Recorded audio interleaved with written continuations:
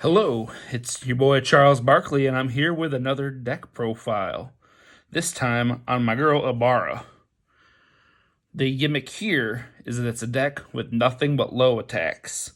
You can just sit there, pound them in one zone, and eventually they're going to come up short. Beyond that, you've got throws and a million ways to do extra damage. Let's get into it. So, Ibara herself gives this attack -1 damage, and your next attack +3 damage. Pretty hot with the if you can just string together a bunch of attacks, which she's pretty good at doing. And then enhance once per turn. Your next low attack ignores progressive difficulty. So, you can throw off one at the end of the chain for a 4 or 5 rather than the 7, 8, 9 it probably should be. Pretty nice. All right, well, let's take a look at the attacks and discuss them a bit.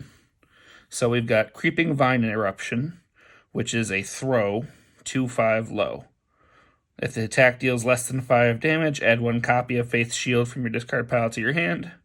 It's a throw, it's got 5 damage, and it fetches back your awesome block card. Pretty cool. Overhead Reversal builds you a 0, of which I'm running 4 different zeros, so you have quite a bit of options of what to get out of that, and it's a 4 damage throw. Just guaranteed damage, love it. Then, once we get outside of the guaranteed damage zone, I've got Create Capture Net, which lets you build after a combo of a foundation, stun 2, and then build the foundation. So you can sneak a foundation into play that your opponent didn't necessarily anticipate and get the stun 2 to set up the rest of your attacks actually getting through. And do you really care if you have -1 damage to capture net? No, I don't think so.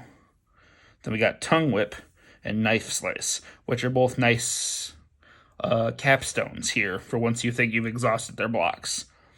Tongue Whip gets to add 1 card from their top of their deck to their card pool, makes it harder for them to block, and gets +1 damage for each card in their card pool. So let's say they've already blocked 3 of your attacks, you add that, that's a 4 low for 8. With some of the other stuff here, that can get real spicy.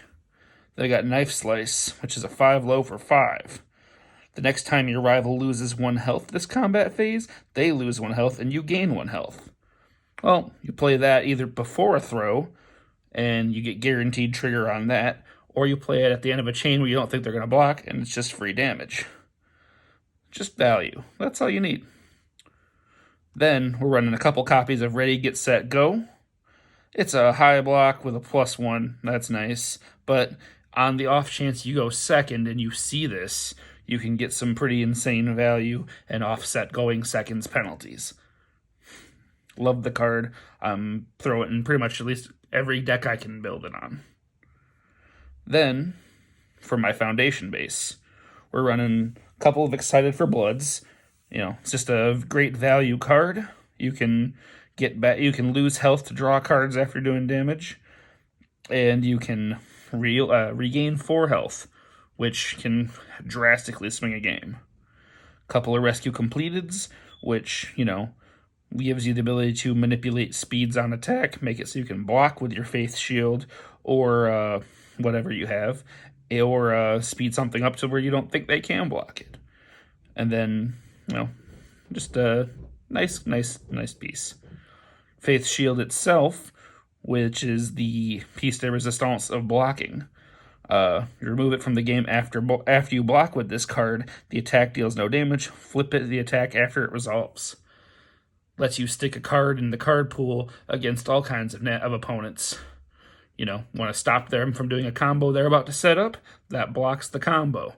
You want to stop them from ignoring progressive thanks to Frappies kicking cards out? They can't kick that range attack out, or if it's flipped over. Very neat. And the off-zone blocking is pretty clutch. Then we've got Someone with Style, which is just a great stun hate, reducing an attack to 0, very nice, and with the prevalence of stun, the ability to reset it in case you just rather would have the foundation. Another good way to also get yourself out of deadlock. We got Wall Cling, classic defense, stops throws, beautiful card. Evade and copy, when you're facing those big pump decks, you can just go, I think what's blockable. Very, very nice. Then we've got Bonds of Friendship, good block, 6 check. On the off chance you face Fury, even better. Release, a clutch block card, helps you get out of deadlock. Very, very nice. We got Battle Resolve, which if you commit 2 of them, you can give an attack +3 or -3 speed. Great way to get one of your attacks to pretty much guaranteed go through. Or you can commit flip after you lose health, gain 1 health. It's a nice way to keep in the game if you're starting to stagger out. But the overall extra game plan here, the secret spice that makes the all lows lineup even more beautiful, is the fact that I'm running Floating Around My Babies. Remove the top 3 cards of your discard pile. Attack gets +1 damage. Tight-Lipped. Flip 1 foundation. Your attack gets +1 damage. And Self-Sacrifice. Destroy 1 foundation. This attack gets +1 or -1 damage. So between Ibara and those, you can get your throws up to, I had one in a game go up to 14. A 14 damage throw, that's a thing of beauty. Not too many people are going to recover from that. Just a wonderful, wonderful time. Then, my sideboard. If somebody does happen to have a deck that's ready for the all-low throws game, you can switch into the all-throws game, and you mix it up with reverse throw at a mid, and zero gravity lift at a high. Just extra value there. Ability to switch out so that you can punish people if they can actually block your lows, create the mix-ups. Then we've got Encouraging Training Partner, which if somebody's doing a lot of speed changes and the evade and copy just isn't enough, you can throw that in to reset an attack speed to 4. You can also use that on offense if you want to take some of your 2s and such and bring them back up to a more meaningful number, but realistically it's probably going to be used for defense. So, other big thing, with my actual attack lineup here, I have 0 use for momentum. So, if you're trying this out, just don't keep anything in momentum, throw it into your discard pile. Save yourself some trouble. All right, that's all I've got for today. I'll have the UVS deck list down in the link below. Feel free to check it out. Feel free to subscribe if you want to see more dumb ideas from me. Give me suggestions in the comments if you want. Have a great day.